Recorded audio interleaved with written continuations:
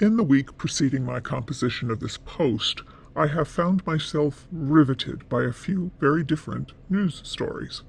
The first, Robert F. Kennedy Jr. flatulence story, wherein Kennedy's press dinner was punctuated by what Page 6 described as polemic farting.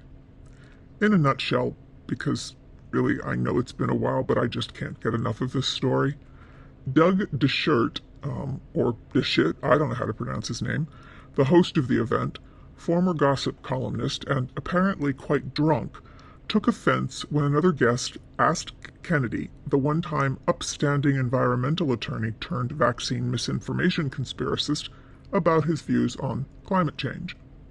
The gossip columnist was enraged, shouting, "You mean the climate hoax?" That was the point that art critic Anthony Hayden Guest, who was also attending the event, shouted back at Deshert to shut up, calling Deshert fucking insane and insignificant. Deshert responded by letting loose with what has been described as a loud, long fart, all the while screaming, "I'm farting." Kennedy himself, quote, remained composed throughout the screams and the farts, unquote. Perhaps Kennedy was taking a moment to contemplate, in his former environmental activist persona, that farting was actually the most sensible way a climate change denier could be expected to make his insensible points.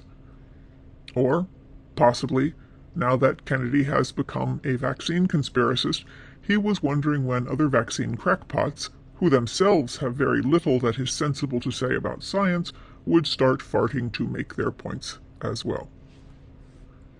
RFK Jr. began his life, his career, with one of the most stellar pedigrees in Democratic politics. Now he is just a science-denying, racist, old fart who will likely have a retelling of this flatulence episode highlighted in the first few paragraphs of his obit. It is all so very sad, and still, I can't stop laughing. The other story that is obsessing me is the impending indictment of Donald Trump on charges for his role as the leader of the January 6th insurrection.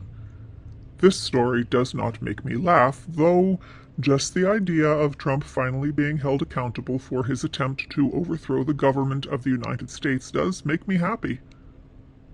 Finally, we come to the third story that has captivated me.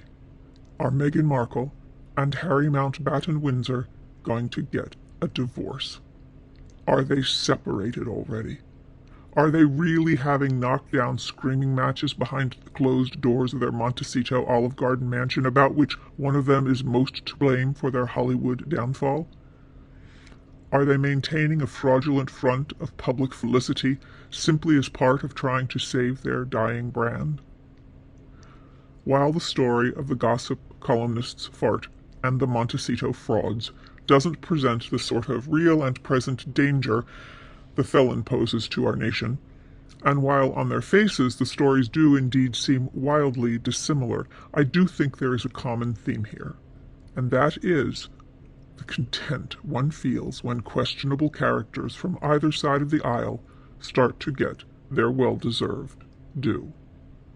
When it comes to farts, felons, and frauds, we at the Authentig are strictly non-partisan. If you like what we're doing here at the Authentig, why not give this video a like, subscribe to the channel, hit the bell, and think about leaving a comment too. We will appreciate it. Thank you for watching. And there we have another one. This week's under the belt, finally.